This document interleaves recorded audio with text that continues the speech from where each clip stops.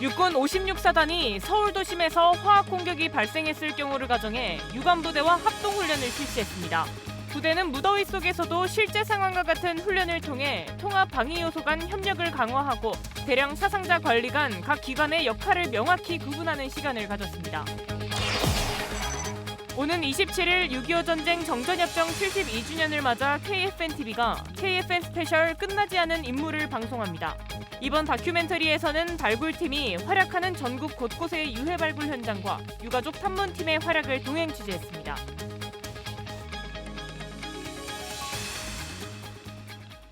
시청자 여러분 그리고 국군 장병 여러분 안녕하십니까? 7월 25일 KFN 뉴스 시작합니다.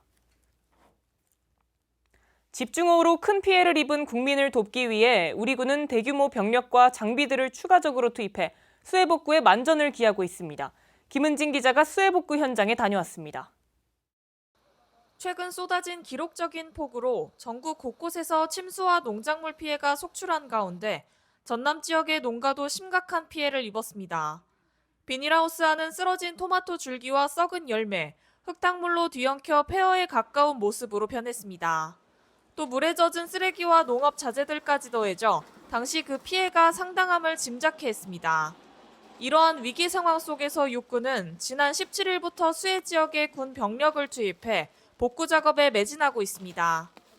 육군 31사단 장병들은 전남 나주 토마토 농가에 투입돼 비닐하우스에 남겨진 폐기물들을 정리하는 등 복구 작업에 구슬땀을 흘리고 있습니다. 체감 온도가 40도를 육박하는 비닐하우스 안, 찜통을 넘어 열탕 수준이지만 장병들은 묵묵히 복구 작업에 힘을 보태고 있습니다. 육군은 광주, 전남 등 피해 지역의 장병 4천여 명과 중장비 100여 대를 추가로 투입해 피해 복구 작업을 지속하고 있습니다. 억장이 무너져서 어떻게 할 방법이 없다 싶었는데 다행히 군부대가 동원이 되고 많은 대민 지원이 오고 이렇게 해서 또 한 가닥 희망을 가져봅니다. 그리고 여기 있는 장병들분들이 하나하나가 다 자기 일처럼 이렇게 챙겨주고 그들에 인해서 또 아직까지 세상은 따뜻하구나. 또한 육군 특수전사령부 예하 특전대원들은 전남 나주 영산강 일대에서 실종자 수색을 지원하고 있습니다. 해상 기초훈련을 수료한 전문요원 약 30여 명은 고무보트와 드론을 활용해 강상 수색을 실시했습니다. 폭우가 남긴 깊은 상처 위에는 장병들의 손길이 큰 희망이 되어 국민들의 삶을 다시 밝히고 있습니다. KFN 뉴스 김은진입니다. 서울 도심에서 화학 공격이 발생했을 경우를 가정한 민관 군경 소방 합동 훈련이 실시됐습니다. 폭염 속에서도 실제 상황을 방불케 하는 훈련이 펼쳐졌습니다. 이태검 기자입니다. 지난 24일 폭염 경보가 내려진 서울 노원구 일대에 적의 화학탄 공격이 발생한 상황. 현재 저 포탄은 약 30여 발이 투하된 것으로 확인되고 있고 폭염 속 화생방 보호의를 착용한 장병들이 차량 제독을 실시하고 오염된 사상자를 분류한 뒤 절차에 맞춰 독성 물질을 제거합니다. 중증 환자는 응급 차량을 통해 신속한 후송이 이뤄집니다. 육군 56사단 용마여단은 민관경 소방과의 체계적인 공조와 절차 숙달을 목표로 대량 사상자 관리 훈련을 실시했습니다. 30도를 웃도는 찜통 더위에 화생방 보호의를 입자 온몸이 금세 땀에 젖는 게 느껴집니다. 적의 공격은 때와 장소를 가리지 않기 때문에 무더위를 극복하고 훈련에 임하고 있습니다. 훈련에는 용마여단을 비롯해 사단 직할대와 경찰, 소방, 노원구청 등 140여 명이 참가했으며 군의 제독차와 군안차, 구청의 드론과 소방의 펌프차 등 장비 20여 대도 동원됐습니다. 오늘 같은 무더위 속에서도 저희가 훈련하는 이유는 실제 상황은 날씨를 가리지 않기 때문입니다. 통합방위 요소 간 협력을 강화하고 대량 사상자 관리 간 각 기관의 역할을 명확히 알 수 있었던 뜻깊은 시간이었습니다. 변화하는 적의 위협에 맞서 대한민국의 심장인 서울과 우리 노원구를 지키기 위해 남은 2025년도 경찰, 소방 등 유관기관과 함께 훈련에 매진하겠습니다. 한편 부대는 이번 훈련간 온열 손상 키트와 폭염 대비 물자를 구비해 장병 안전 관리에도 힘썼습니다. 육군 56사단은 앞으로도 수도 서울을 수호하기 위한 실전적인 훈련을 이어갈 방침입니다. KFN 뉴스 이태범입니다. 한미 해병대가 공중 제보급 훈련을 함께했습니다. 양측은 연합자산을 활용한 훈련으로 작전 수행 능력을 한층 발전시켰습니다. 박인배 기자의 보도입니다. 한미 해병대 장병들이 상륙군에게 전달할 물자를 포장합니다. 공중에서 물자를 떨어뜨리는 수송기. 장병들은 목표 지점에 도착한 물자를 확인합니다. 한미 해병대 연합훈련 K-MAP과 연계해 진행된 공중 제보급 훈련입니다.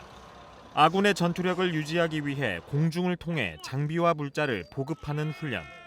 장병들은 식량과 탄약, 박격포 등 화물을 포장하고 적재, 투하, 회수까지의 절차를 숙달했습니다.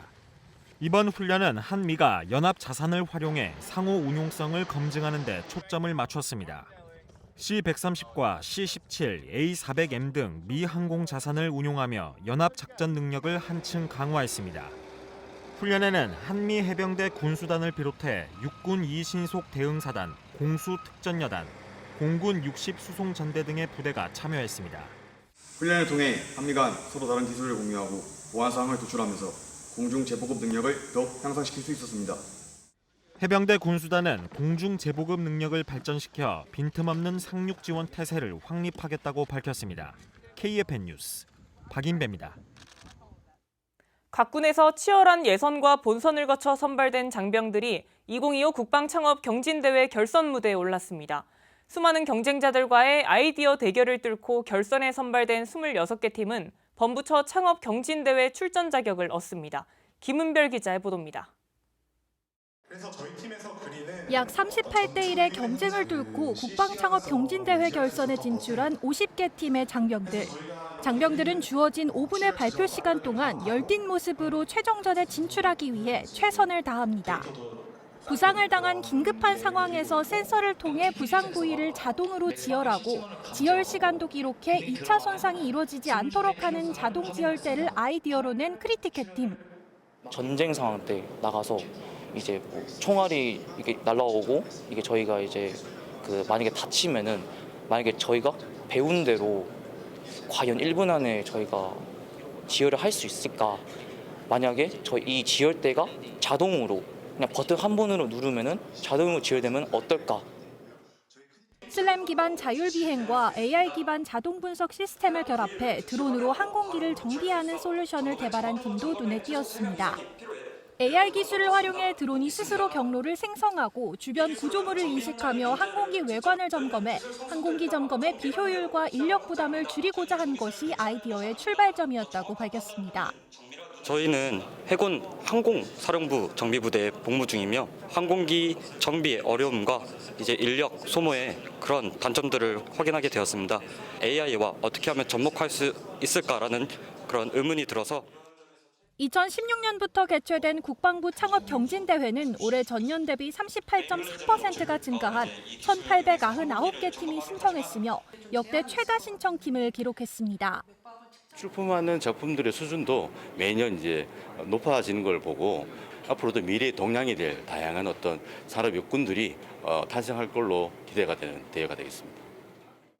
이번 국방부 창업 경진대회 결선에서는 총 26개 팀이 선발되며 26개 팀의 최종 순위는 오는 8월 말 결정됩니다. KFN 뉴스 김은별입니다.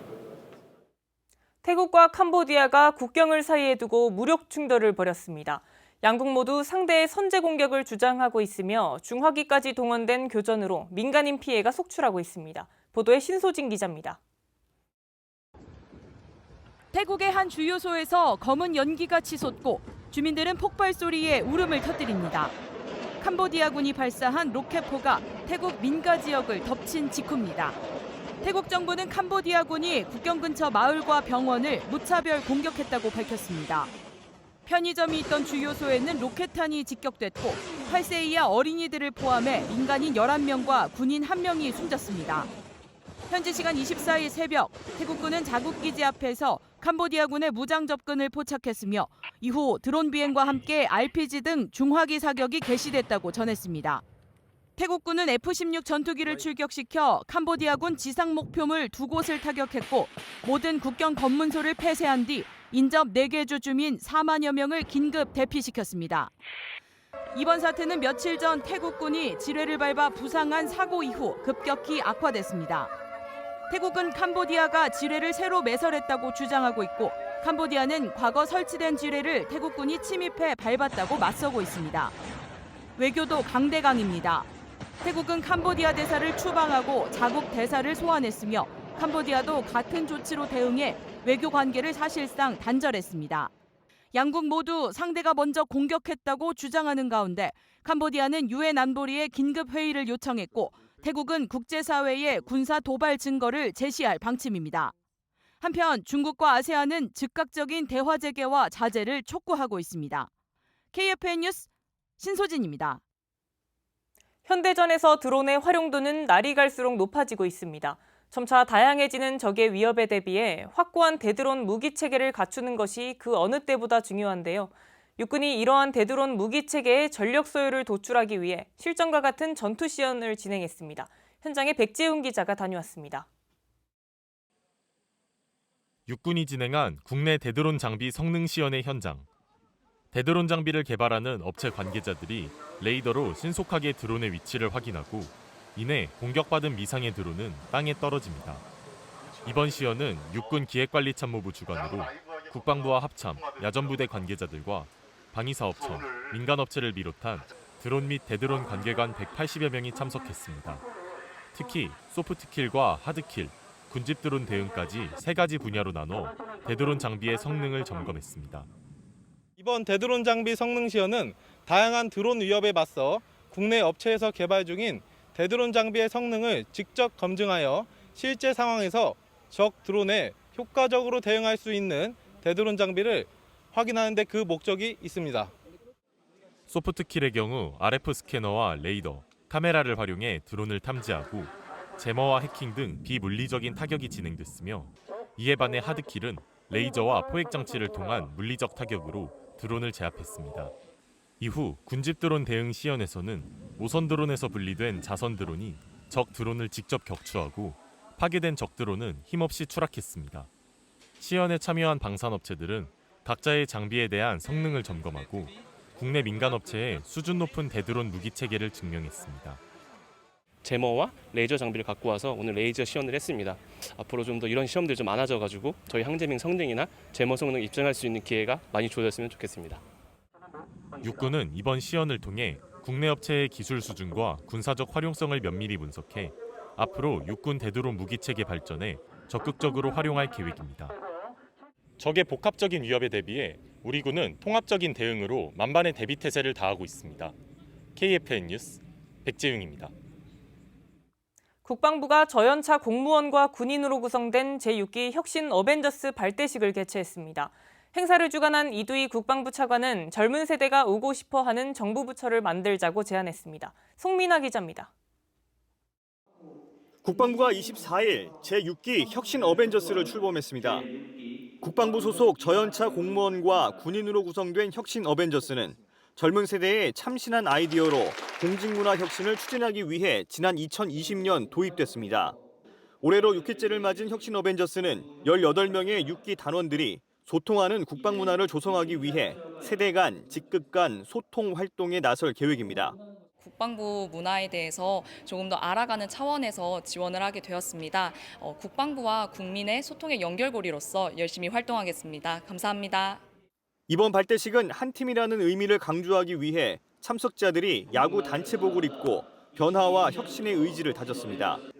특히 지난달 임명된 이두희 국방부 차관은 단원들이 접착 메모지에 자유롭게 적어놓은 질문에 하나하나 답하며 앞으로 국방부가 나아가야 할 방향을 제시했습니다. 우리 젊은 세대들이 오고 싶어 하는 정부 부처가 되고 또 일하는 문화도 좀 바꾸자. 또 여러 가지 활력을 조직에 불어넣자는 그런 취지에서 만들었던 걸로 기억이 되고 여러분들도 그런 관점에서 역할을 해주셨으면 하는 바람도 있습니다. 제6기 혁신 어벤져스는 이번 발대식을 시작으로 1년 동안 국방정책 현장 곳곳을 둘러보고 전 직원을 대상으로 소통과 공감대를 높이는 활동을 이어갈 예정입니다. 우리 군은 그 어느 때보다 소통의 중요성을 강조하고 있습니다. 국방부는 자유로운 소통을 통해 조직 문화를 좀 더 유연하게 바꿔나갈 계획입니다. KFN 뉴스 송민아입니다. 오는 27일은 6.25 전쟁 정전협정 72주년입니다. 이를 맞아 KFN-TV는 27일 밤 9시 KFN 스페셜 끝나지 않는 임무를 방송합니다. 차성효 기자입니다. 1950년 6월 25일 발발한 전쟁은 1129일 만에 정전을 맞았습니다. 전쟁은 끝났지만 그로 인한 상처는 아직 끝나지 않은 것이 현실입니다. 6.25 전쟁 당시 나라를 지키기 위해 싸우다 산화한 국군은 모두 13만 8,418명. 그중 아직 신원이 확인되지 않은 유해는 12만여 위에 이르고 25년간 발굴된 유해 11,000여 구 중 신원이 확인된 유해는 단 258명입니다. 이에 KFN 스페셜에서는 끝나지 않은 임무를 주제로 호국 영웅들의 넋을 위로하고 유가족들의 한을 달래는 과정을 전합니다.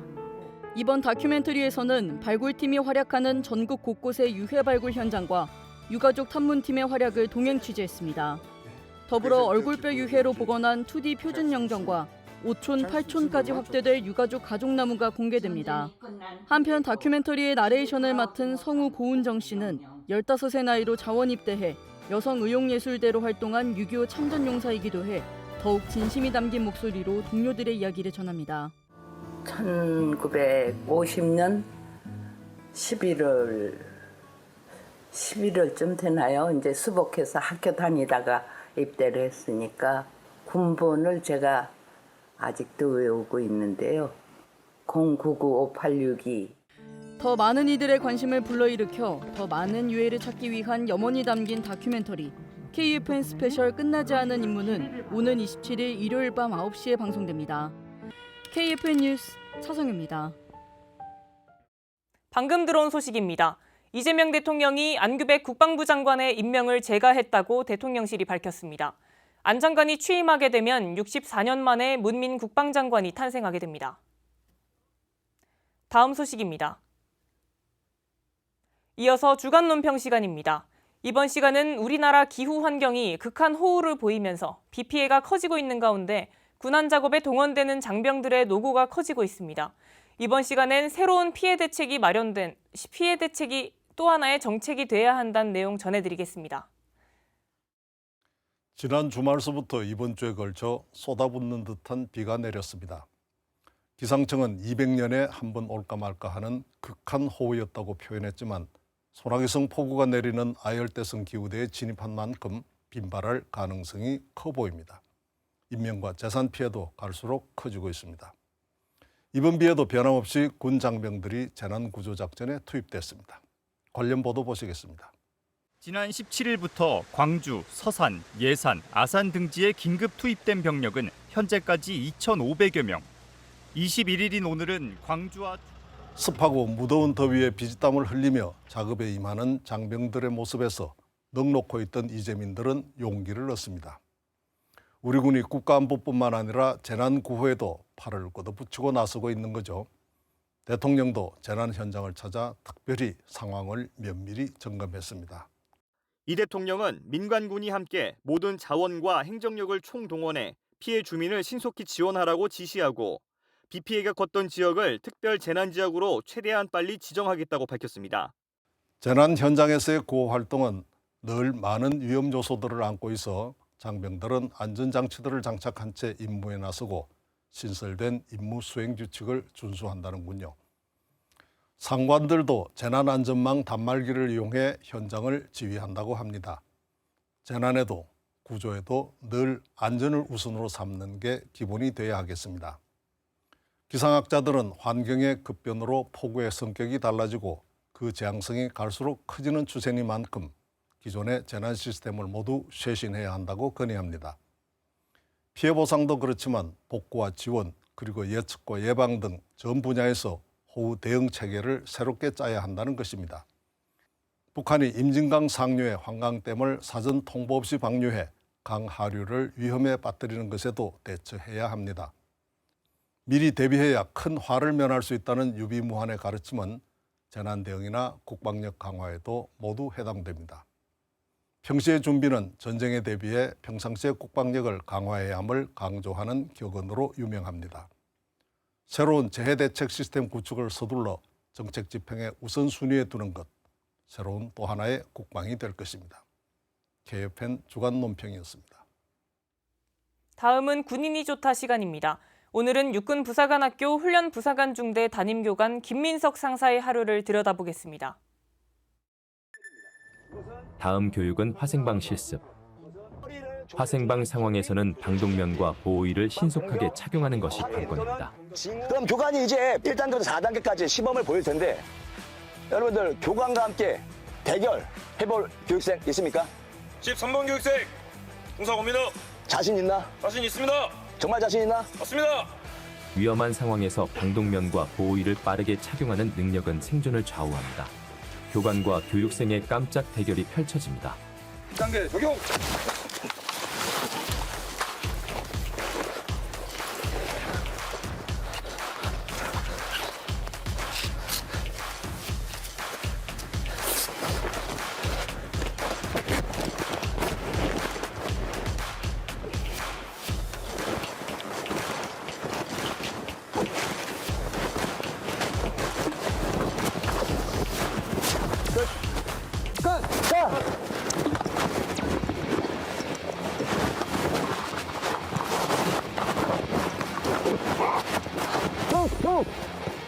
김 상사의 엄청난 착용 속도에 모두가 혀를 내두릅니다.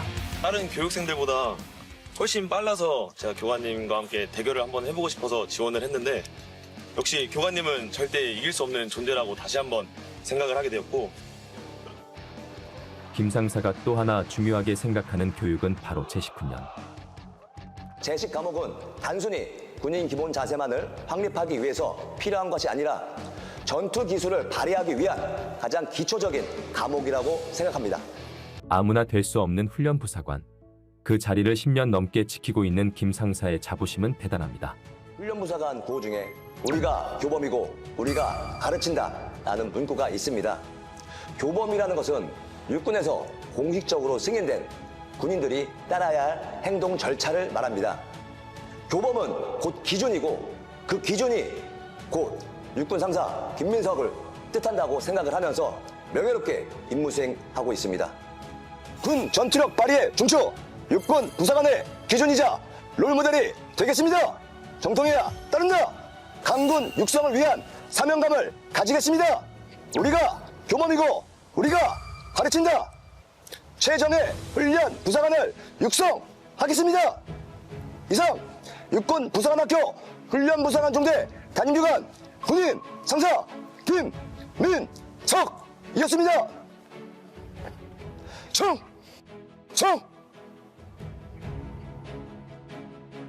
교육은 백년지대계라는 말이 있습니다. 군이 존재하는 한 교육은 멈추지 않습니다. 김민석 상사와 그가 길러낸 훈련 부사관들. 바로 그들이 육군 교육의 최전선에서 훈련 부사관의 자부심을 끝까지 드높이고 있습니다. 이재명 대통령이 안규백 국방부 장관의 임명을 재가했다고 대통령실이 밝혔습니다. 안 장관이 취임하게 되면 64년 만에 문민 국방장관이 탄생하게 됩니다. 이어서 오늘의 국방단신 전해드립니다. 전몰 순직군경에 남겨진 자녀들을 위한 히어로즈 패밀리 프로그램이 지난해 미국에 이어 올해 캐나다에서 국제교류 캠프를 진행합니다. 이번 국제교류 캠프에는 히어로즈 패밀리 가운데 고등학생과 대학생 새내기 20명이 참가합니다. 26일부터 시작되는 캠프는 유엔 참전용사와 현지 제복근무자와의 만남, 한국전쟁 추모 위령의 벽, 토론토 대학교 캠퍼스 탐방 및 현지 청년들과의 교류 등 오랜 기간 한국과 캐나다를 이어온 역사적 인물과 장소 등을 찾을 예정입니다. 한국방위산업진흥회가 지난 22일부터 오는 26일까지 튀르키예 이스탄불에서 열리는 국제방위산업전시회 IDEF에 참가해 국내 방산 중소기업의 해외 마케팅을 적극 지원하고 주요국가의 산업협력 강화에 나섰습니다. 올해로 17회째를 맞이한 튀르키예 IDEF는 유럽과 중동, 북아프리아 지역을 아우르는 전략적 거점으로 한국방위산업진흥회는 국내 중소기업 6개사와 함께 통합 한국관을 구성하고 현지 바이어와의 비즈니스 상담과 기술력 홍보를 집중 지원했습니다. 육군 35 보병사단이 주둔지 일대에서 인도 인접훈련을 비롯한 병력동원지원대 통합훈련을 전개했습니다. 전시 병력동원지원대와 임무수행 능력 향상을 목표로 추진한 이번 훈련엔 예비역과 보충역 90여 명이 참여했습니다. 유사시 동원령이 선포되면 지방병무청은 예비군 병력을 동원해 군부대에 인계하는 동원 집행 업무를 수행합니다. 지난해까지는 병력 동원 지원대 예비역과 보충역이 별도로 동원 훈련을 진행했지만 올해부턴 예비역과 보충역을 통합해 훈련을 전개하고 있습니다.